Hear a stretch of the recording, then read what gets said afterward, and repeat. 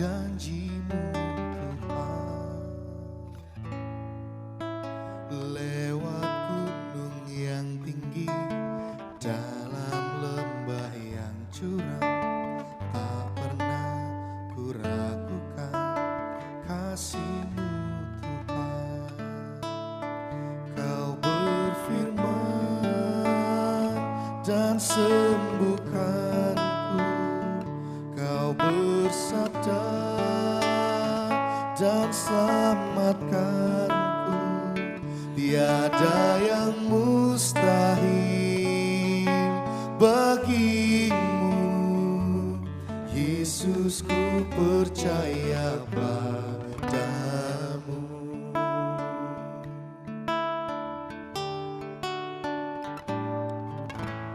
Apapun yang terjadi dalam hidupku ini, tak pernah kami meragukan kasih-Mu Tuhan. Kasih-Mu Tuhan.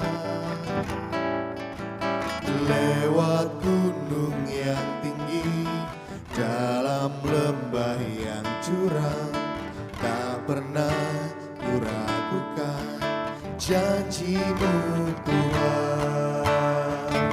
Kau berfirman dan sembuhkanku, Kau bersabda dan selamatkanku. Tiada yang mustahil bagimu, Yesus, ku percaya padamu. Kau berfirman dan sembuhkanku, Kau bersabda dan selamatkanku. Tiada yang mustahil bagimu, Yesus, ku percaya padamu. Mari nyatakan iman kita sama-sama.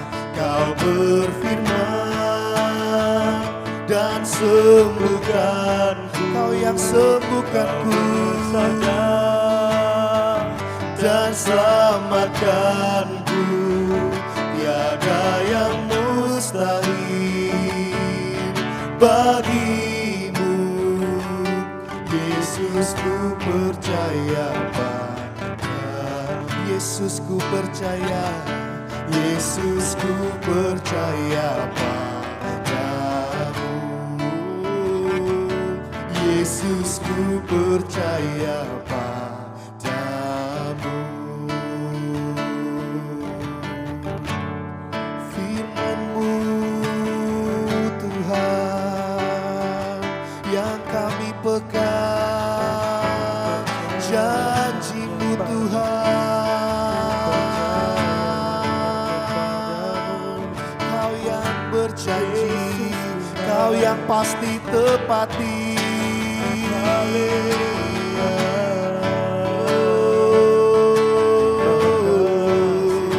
Engkaulah pengharapan kami, Engkaulah gunung batu kami, Engkaulah keselamatan kami, Tuhan. Engkaulah batu karang kami, Yesus,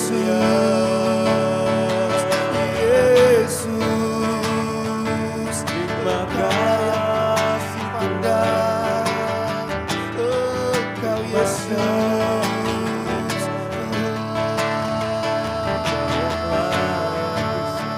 Satu-satunya yang kami andalkan, satu-satunya yang kami percaya hanya Engkau, Yesus.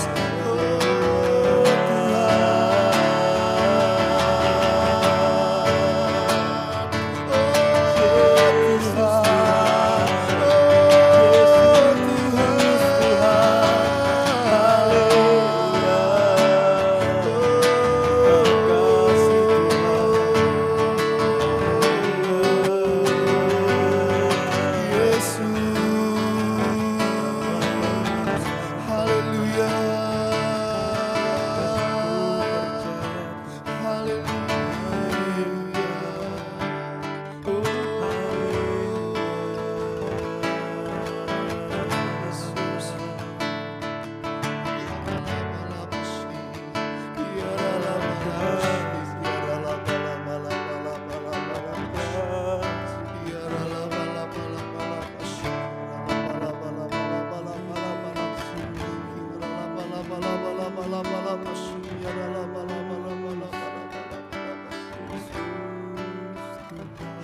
kebenaran-Mu yang kami pegang Tuhan.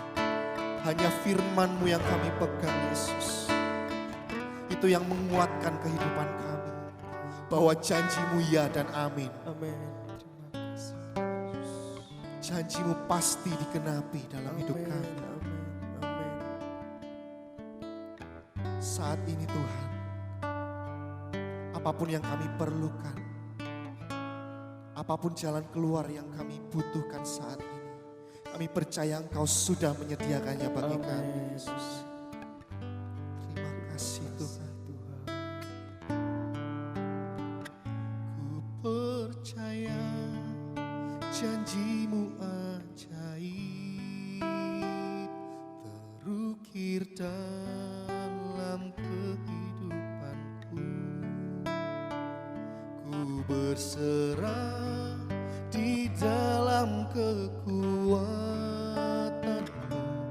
Hanya Kau segalanya bagiku. Ku percaya janji-Mu ajaib, terukir dalam kehidupanku. Kami mau berserah penuh di dalam kekuatan-Mu. Ku percaya. Kami percaya Tuhan.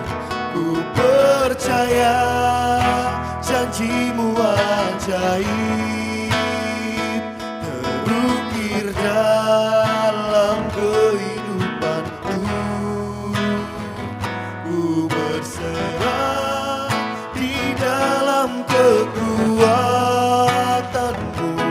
Hanya Kau segalanya bagiku. Ku percaya janji-Mu ajaib, terukir dalam kehidupanku. Ku berserah di dalam kekuatan-Mu. Ku berserah di dalam kekuatan-Mu. Ku percaya. Ku berserah di dalam kekuatan-Mu. Ku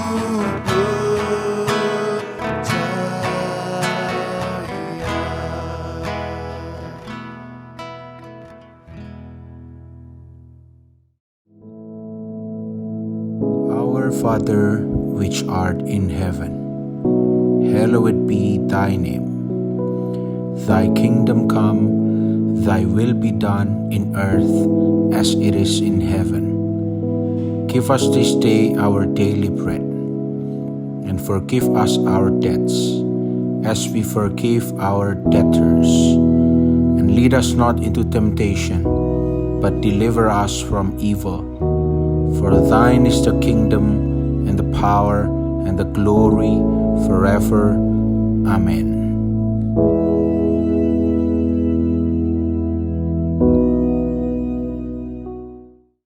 Shalom, selamat pagi Bapak Ibu. Pagi yang indah ini kita akan mendengarkan sebagian firman Tuhan yang saya ambil dari Kisah Rasul, pasalnya yang kedua, ayat 37 sampai 40. Demikian bunyi firman Tuhan. Kisah 2 ayat 37 sampai 40, ketika mereka mendengar hal itu, hati mereka sangat terharu. Lalu mereka bertanya kepada Petrus dan rasul-rasul yang lain, apakah yang harus kami perbuat saudara-saudara? Jawab Petrus kepada mereka, bertobatlah dan hendaklah kamu masing-masing memberi dirimu dibaptis dalam nama Yesus Kristus untuk pengampunan dosamu. Maka kamu akan menerima karunia Roh Kudus. Sebab bagi kamulah janji itu, dan bagi anak-anakmu, dan bagi orang yang masih jauh, yaitu sebanyak yang akan dipanggil oleh Tuhan Allah kita. Dan dengan banyak perkataan lain lagi, ia memberi suatu kesaksian yang sungguh-sungguh, dan ia mengecam dan menasihati mereka, katanya, berilah dirimu diselamatkan dari angkatan yang jahat ini. Amin. Pada hari Pantekosta, tak kala murid-murid dipenuhi Roh Kudus, maka Petrus mulai berkhotbah. Dalam khotbahnya Petrus menceritakan tentang pencurahan Roh Kudus seperti yang dinubuatkan Nabi Yoel. Tak kala Petrus berkhotbah, maka orang-orang yang ada di Yerusalem, hati mereka merasa tertusuk. Mereka lalu berkata kepada Petrus, apa yang harus kami lakukan setelah mendengar khotbah dari Petrus itu? Maka Petrus menjawab dalam ayat 38. Jawab Petrus kepada mereka, bertobatlah. Nah, bertobatlah. Itulah tema firman Tuhan pagi hari ini, bertobatlah. Kita tahu kata bertobat itu asal kata dari tobat. Itu dalam kamus bahasa Indonesia, bertobat itu asal kata dari tobat yang artinya sadar dan menyesal akan dosa. Jadi bertobat menyesal atau memperbaiki perbuatan yang salah. Itu arti kata bertobat, menyesal dan memperbaiki perbuatan yang salah. Nah, orang-orang yang mendengar khotbah Petrus waktu hari raya Pantekosta, mereka sangat terharu, ya. Dan mereka berkata, apa yang harus kami perbuat? Inilah yang Petrus katakan, bertobatlah. Kenapa? Saudara, pertobatan itu sangat perlu dan kita harus bertobat setiap hari. Kalau kita nggak bertobat, saudara, kita tidak tahu kapan kita dipanggil Tuhan. Bisa sebentar, besok, minggu depan, kita tidak tahu. Tak kala kita dipanggil Tuhan tapi kita nggak bertobat, maka kita akan menyesal selama-lamanya. Sebab itu sebelum kita dipanggil Tuhan, kita harus sungguh-sungguh bertobat. Karena apalagi ya di zaman COVID-19 ini, ya kita kadang mendengar tiba-tiba saja. Keluarga kita, teman kita, bahkan yang boleh dikatakan tim medis sendiri, dokter yang merawat, tiba-tiba dokter juga meninggal. Ya, kita tidak tahu, saudara, ya dalam hari-hari yang harus kita hadapi ini. Tapi kalau kita sungguh-sungguh bertobat, kita tidak perlu takut dan khawatir kapanpun kita dipanggil Tuhan. Karena kita tahu kalau kita mati di dalam Yesus, pasti kita masuk surga. Karena orang yang ikut Yesus bukan mudah-mudahan masuk surga, pasti. Nah, makanya kita harus bertobat sungguh-sungguh. Ya, kita harus bertobat setiap hari. Ya, kita minta ampun kepada Bapa di surga. Dengan kita bertobat, maka kita tidak takut akan hidup ini. Kalau enggak bertobat, saudara, apa yang terjadi? Mari kita baca di dalam kitab 2 Tawarik 36. 2 Tawarik 36. Bangsa Israel itu berulang-ulang kali disuruh Tuhan bertobat.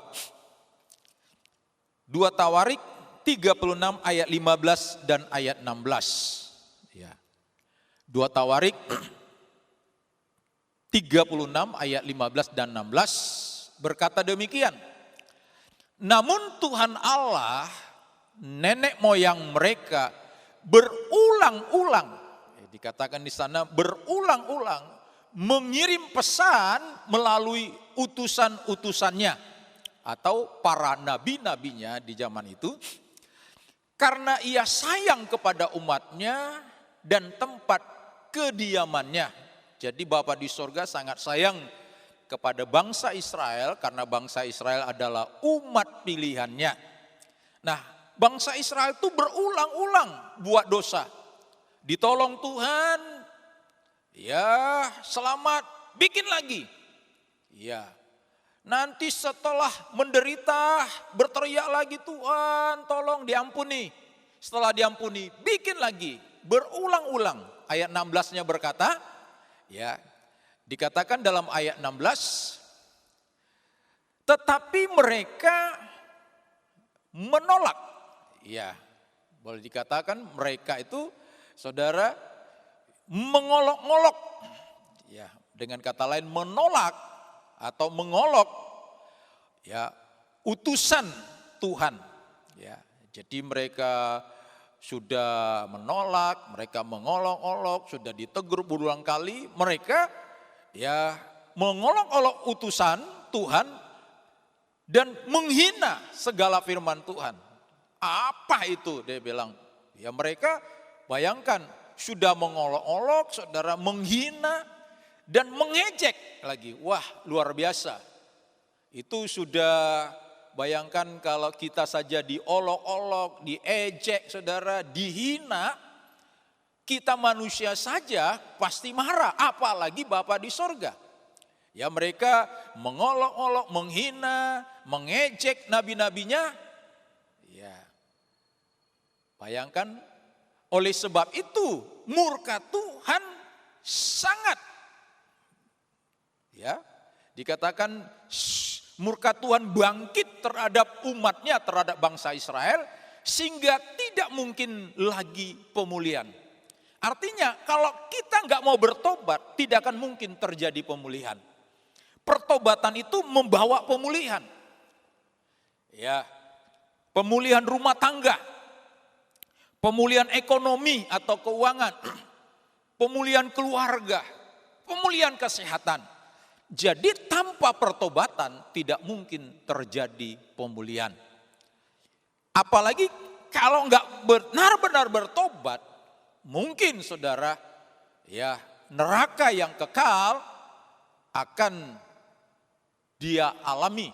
Tapi Alkitab berkata, Bapa di sorga sampai hari ini menantikan supaya kita semua bertobat. Tanpa pertobatan tidak mungkin terjadi pemulihan. Tapi kalau kita sungguh-sungguh bertobat, pasti dipulihkan. Baik rumah tangga, kesehatan kita, ya, keuangan kita, anak-anak pasti dipulihkan. Karena di dalam Yesus selalu ada kepastian. Tapi kalau enggak bertobat, tidak terjadi pemulihan. Kalau bertobat, pasti dipulihkan. Karena Bapa di sorga sangat sayang kepada umat tebusannya. Bapa di sorga sangat sayang juga kepada kita, anak-anaknya. Makanya jangan kita keraskan hati kita. Kita sungguh-sungguh bertobat. Saudara, ada satu keluarga saya layani. Ya, istrinya minta didoakan masalah rumah tangga mereka. Karena suaminya selingkuh. Selingkuhnya itu bukan diam-diam, terang-terangan, saudara. Sampai katanya punya anak. Nah, lalu supaya sedangkan selingkuhannya itu punya suami, ya, dan punya anak. Suaminya tahu juga bahwa istrinya selingkuh. Oh, saudara, dari yang tadinya harta cukup banyak, ya, pelan-pelan habis. Tapi tak kalah suaminya bertobat, sekarang rumah tangganya dipulihkan, ekonominya dipulihkan. Jadi tanpa pertobatan tidak akan mungkin terjadi pemulihan. Nah, kita juga berdoa buat bangsa kita. Tuhan mengizinkan COVID-19 ini. Tuhan mengizinkan, bukan Tuhan yang memberikan penyakit ini, wabah ini. Tapi Tuhan izinkan ada supaya orang-orang bertobat, sungguh-sungguh berbalik. Jadi Tuhan mengizinkan terjadi di negeri kita, di seluruh dunia, khususnya kita di Indonesia, kita berdoa supaya bangsa kita bertobat. Dengan pertobatan terjadi, maka pemulihan ekonomi di negeri kita, pemulihan segala sesuatu akan terjadi. Jadi tanpa pertobatan tidak akan mungkin terjadi pemulihan. Kita lihat beberapa contoh di Alkitab. Yang pertama, ya, contoh bangsa Niniwe. Kita baca dalam Yunus pasalnya yang ketiga ayat 5 sampai ayat 7 dan ayat 10. Yunus pasal 3 ayat 5 sampai 7 dan ayat yang ke-10. Ya. Kita lihat bagaimana bangsa Niniwe, saudara, tak kala mereka bertobat. Orang-orang Niniwe percaya kepada Allah. Lalu mereka mengumumkan puasa. Baik mereka, baik orang-orang dewasa maupun anak-anak mengenakan kain kabung. Jadi mereka sungguh-sungguh bertobat. Ayat 6 dikatakan di sana, setelah sampai ya kabar yang disampaikan Yunus kepada bangsa Niniwe, lalu mereka berkain kabung, bertobat, merendahkan diri. Lalu kabar itu sampai kepada raja kota Niniwe, maka turunlah ia dari singgasananya, ditanggalkannya jubah kerajaannya, diselubungkannya kain kabung, ya artinya merendahkan diri. Lalu duduklah raja itu, ya di sana dikatakan di abu, ya jadi dia dulu kalau orang betul-betul bertobat mereka pakai kain kabung, lalu duduk di abu atau abu itu taruh di atas kepalanya, tanda mereka betul-betul mau bertobat, ya mau merendahkan diri.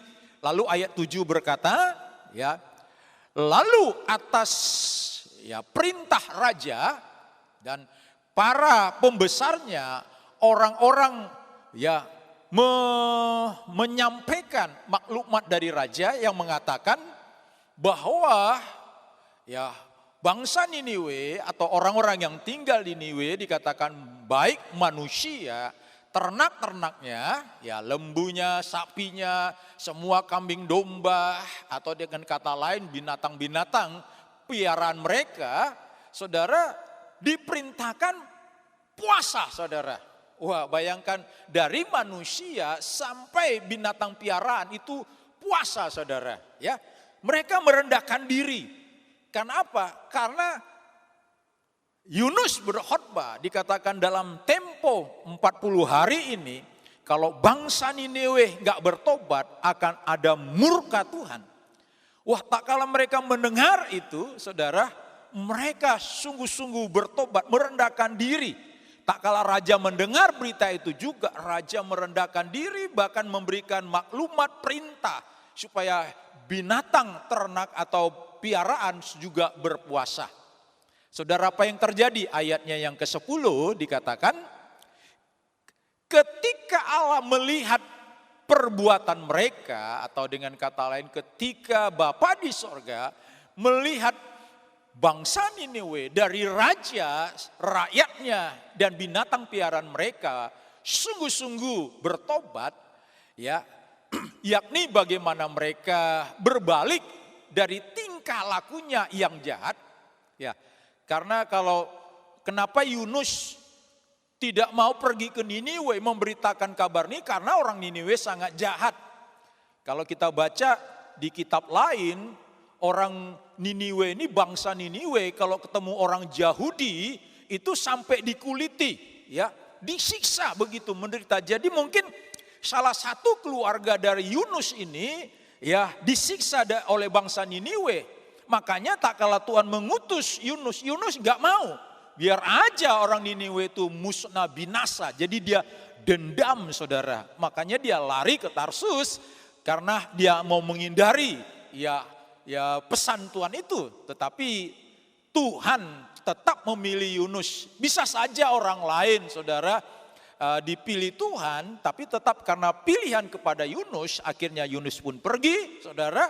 Ya, setelah dia mengalami penderitaan 3 hari di perut ikan, saudara bayangkan, kita pergi pasar saja mencium ikan itu amisnya, saudara, oh bisa orang muntah.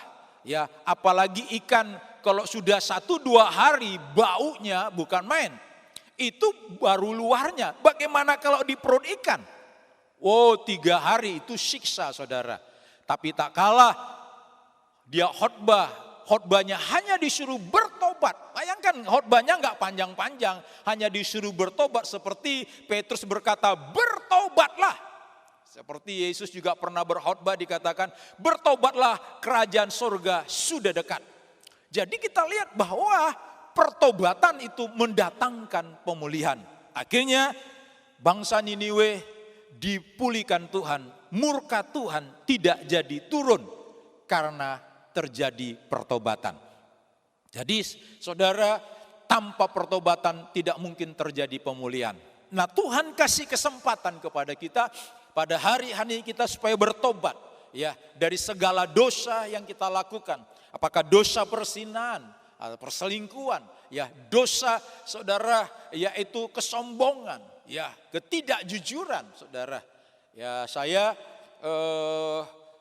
pernah mencoba memperhatikan orang-orang yang kena penyakit jantung, saudara. Orang yang kena penyakit jantung itu ada beberapa penyebabnya. Penyebab yang pertama, ya saudara, yaitu saudara bisa karena makanan. Ya, makanan yang berlemak-lemak dan lain sebagainya. Penyebab yang kedua yaitu rokok. Ya kita tahu, ya dulu ada di bungkus rokok itu ya, di bawahnya tulisan ya merokok menyebabkan kena jantung, kanker, ya tumor dan gangguan kehamilan. Nah itu karena rokok, saudara. Yang keempat, orang yang kena penyakit jantung itu gara-gara dosa. Dosa apa? Selingkuh. Kalau orang selingkuh, saudara, pulang ke rumah pasti jantungnya debar-debar. Jangan-jangan suamiku tahu atau jangan-jangan istriku tahu. Saudara, dia jantungan. Sampai ketahuan, makanya banyak orang, saudara, sakit jantung. Ya, gara-gara dosa. Dosa selingkuh, dosa perzinahan, apalagi dosa korupsi. Coba orang korupsi, saudara. Ya, misalnya si Uden korupsi. Bosnya panggil, Uden. Si Uden langsung kaget. Aduh, jangan-jangan bos tahu nih saya korupsi. Jantungan, saudara. Jadi orang kena penyakit jantung itu banyak penyebabnya. Ya, yang kelima, orang kena penyakit jantung itu gara-gara simpan kepahitan, saudara. Jadi kebencian itu menyebabkan juga orang kena penyakit jantung. Nah, tapi kalau kita bertobat, kita dipulihkan. Ya, sakit jantungnya dipulihkan. Ya, ekonominya dipulihkan, kesehatannya dipulihkan, semuanya dipulihkan. Makanya bangsa Niniwe tak kala mereka bertobat, Tuhan pulihkan. Siapa lagi? Kita lihat Raja Daud. Mari kita baca Mazmur 51 ayat 8 sampai 14 dan ayat 19. Mazmur 51 ayat 8 sampai 14 dan ayatnya yang ke-19 ya. Bagaimana kita tahu Daud dia berbuat dosa. Dia berzina dengan Batseba. Lalu Tuhan mengutus Nabi Nathan menegur Daud. Karena ya bayangkan dia sudah berzina Dia membunuh suami dari Batseba. Ya, itu double saudara ya. Dosanya itu sudah ya berzina dengan istri orang, lalu membunuh suami orang itu. Nah, lalu apa yang terjadi? Daud berkata begini, ya.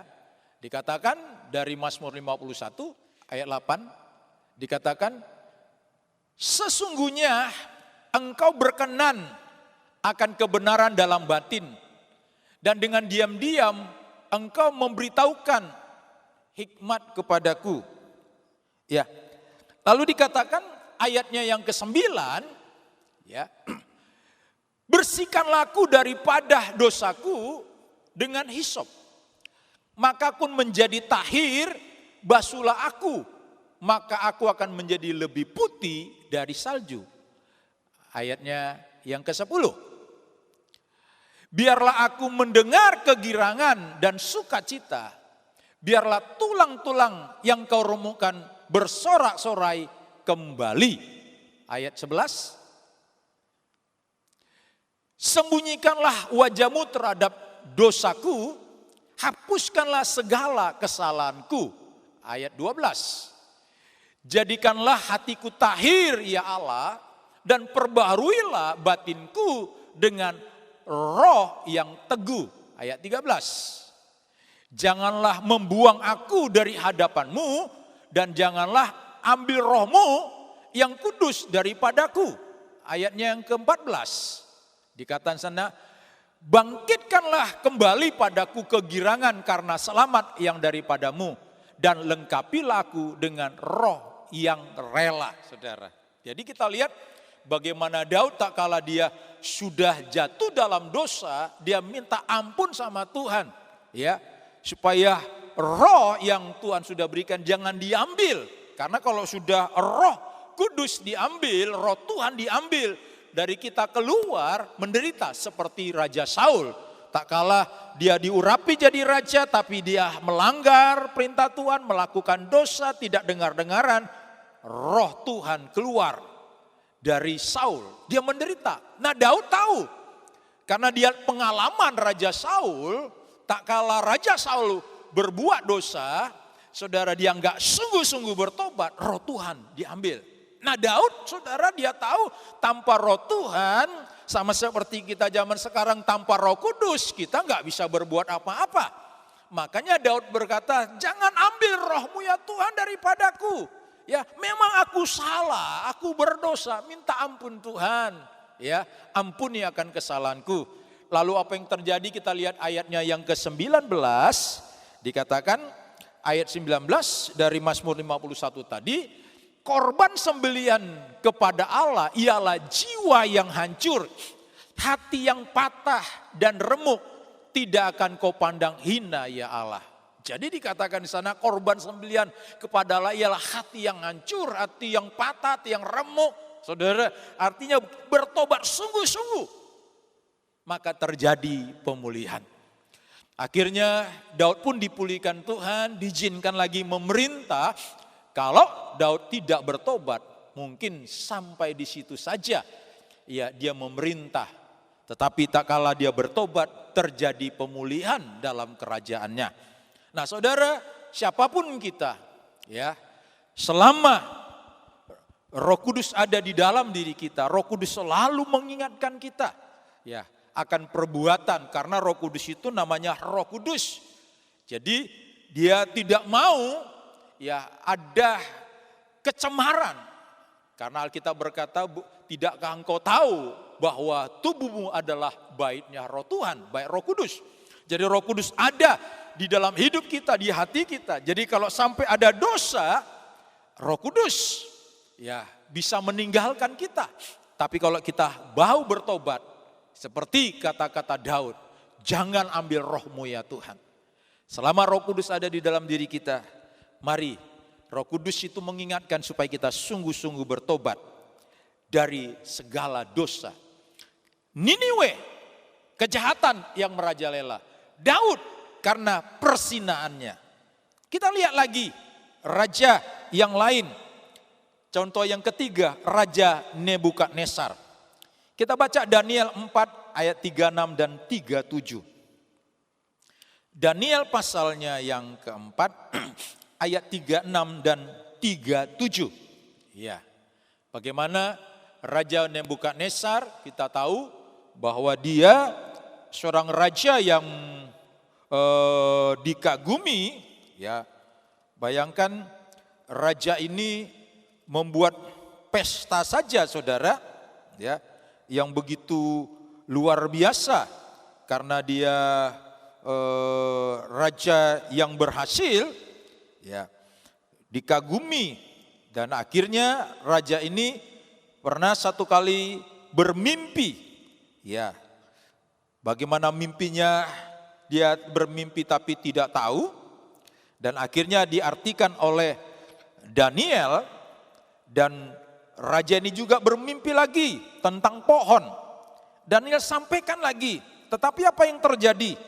Yuk kita baca ayat 36 dan 37. Ya, di sana dikatakan, pada waktu akal budiku kembali kepadaku, kembali juga kepadaku kebesaran dan kemuliaanku untuk kemakmuran kerajaanku.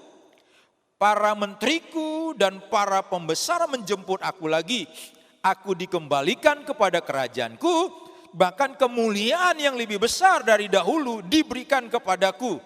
Jadi sekarang aku Nebukadnezar dikatakan memuji, meninggikan dan memuliakan Raja Sorga. Ya, kita tahu Raja Sorga, Raja kita, Raja di atas segala raja adalah Yesus. Ya, dia dikatakan memuji, meninggikan, memuliakan Raja Sorga yang segala perbuatannya adalah benar, karena memang Yesus adalah kebenaran, Yesus jalan kebenaran, dan jalan-jalannya adalah adil, yang sanggup merendahkan mereka yang berlaku congkak. Ini pengakuan dari Nebukadnezar, dia sombong. Ya, karena dia raja yang begitu besar. Daniel mengertikan mimpi, ya, bahwa kepala itu emas adalah dirinya. Lalu saudara, dia mimpi juga lihat pohon yang besar, dikatakan hampir sampai ke langit. Ya, Daniel berkata bahwa pohon yang besar itu adalah Raja Nebukadnezar. Dia sombong, saudara. Kesombongannya akhirnya dipatahkan Tuhan. Bayangkan dia hidup, ya, pikirannya selama 7 tahun. Bayangkan seperti binatang, makanannya rumput. Bayangkan saudara, ya, hidup kita manusia, tapi pikirannya pikiran binatang, saudara. Ya, itu artinya dibuat seperti binatang, makanannya rumput. Bayangkan, dikatakan sampai dipulihkan, saudara, dia nggak pernah potong rambut 7 tahun, saudara. Ya, kalau kita lihat seperti orang-orang di jalan, orang gila, saudara, yang nggak pernah potong rambut, ya. Tetapi demikianlah, ya. Makanya tak kala Nebukadnezar bertobat, dipulihkan, dikembalikan Tuhan kerajaannya kembali. Nah, itulah, ya, akibat kesombongan. Ada satu lagi, saudara, ya. Ada satu lagi. Coba kita baca, ya, ayat terakhir 2 Tawarik 26 ayat 4 dan 5. Ya, di sana dikatakan, ia melakukan apa yang benar di mata Tuhan, tepat seperti yang dilakukan oleh Amazia ayahnya. Ia mencari Allah selama hidup Sakaria, yang mengajarnya supaya takut akan Allah. Dan selama ia mencari Tuhan, Allah membuat segala usahanya berhasil. Jadi Raja Uzia ini karena dia mencari Tuhan, apa yang dikerjakannya selalu berhasil. Tapi tak kala Raja Uzia berhasil, dia mulai sombong. Apa yang terjadi? Ya, kita baca, saudara, ayat 15 sampai 19, bagaimana tak kala dia mulai sukses, berhasil, dia sombong seperti Raja Nebukadnezar. Kalau Nebukadnezar tadi dihukum Tuhan 7 tahun, pikirannya seperti binatang, saudara. Ya, tapi Nebukadnezar, Raja Uzia, apa yang dialami? Ayat 15 sampai 19. Dikatakan di sana, ia membuat juga di Yerusalem alat-alat perang, ciptaan seorang ahli yang dapat menembakkan anak panah dan batu besar untuk ditempatkan di atas menara-menara dan penjuru-penjuru. Nama raja itu termasyhur sampai ke negeri yang jauh karena ia ditolong dengan ajaib sehingga menjadi kuat. Luar biasa saudara, karena dia mencari Tuhan, dia ditolong Tuhan secara ajaib, dia menjadi kuat. Ayat 16, perhatikan baik-baik. Setelah Raja Uzia kuat, dikatakan ia menjadi apa? Tinggi hati sehingga ia melakukan hal yang merusak. Ia berubah setia kepada Tuhan Allahnya dan memasuki bait Tuhan untuk membakar ukupan di atas mezbah pembakaran ukupan. Perhatikan ayat 17. Tetapi Imam Asaria mengikuti dari belakang bersama-sama 80 imam Tuhan, orang-orang yang tegas. Ayat 18. Mereka berdiri di depan Raja Uzia dan berkata kepadanya, "Hai Uzia, engkau tidak berhak membakar ukupan kepada Tuhan, hanya imam-imam keturunan Harun yang telah dikuduskan yang berhak membakar ukupan. Keluarlah dari tempat kudus ini karena engkau telah berubah setia. Engkau tidak lagi memperoleh kehormatan dari Tuhan Allah karena ini." Ayat 19, perhatikan, tak kala dia salah ditegur, ayat 19, tetapi Raja Uzia dengan bokor ukupan di tangannya untuk dibakar menjadi marah, saudara. Jadi tak kalah bokor itu ada di tangannya, saudara, ya dia mulai, ya marahnya mulai meledak, ya. Sementara amarahnya meluap, meledak terhadap para imam, timbullah penyakit kusta. Luar biasa. Jadi kita lihat, saudara, kesombongan. Biasa kalau orang sombong itu ditegur sulit, saudara. Tetapi kalau mau bertobat sungguh-sungguh, ya terjadi pemulihan. Nah, Raja Uzia nggak mau, akhirnya kena kusta. Nah, makanya saudara, biarlah di saat-saat ini, di masa-masa COVID-19 ini kita sungguh-sungguh bertobat, ya, supaya terjadi pemulihan, kita diselamatkan dan beroleh hidup yang kekal. Bertobat, itulah yang Tuhan inginkan dari kita semuanya. Amin. Tuhan Yesus memberkati kita semua. Mari kita berdoa. Bapa yang dahsyat, terima kasih kebenaran firman-Mu mengingatkan kami supaya kami sungguh-sungguh bertobat. Kalau kami bertobat, akan terjadi pemulihan. Pemulihan rumah tangga, pemulihan kesehatan, pemulihan ekonomi, pemulihan keluarga. Kami percaya Tuhan, kasih-Mu tak pernah berkesudahan. Engkau terus mengasihi kami. Engkau terus mau mengampuni kami kalau kami mau mengakui dosa kami. Biarlah kebenaran ini mengingatkan kami supaya kami bertobat. Terpujilah nama-Mu Bapa, dalam nama Yesus. Haleluya. Amin.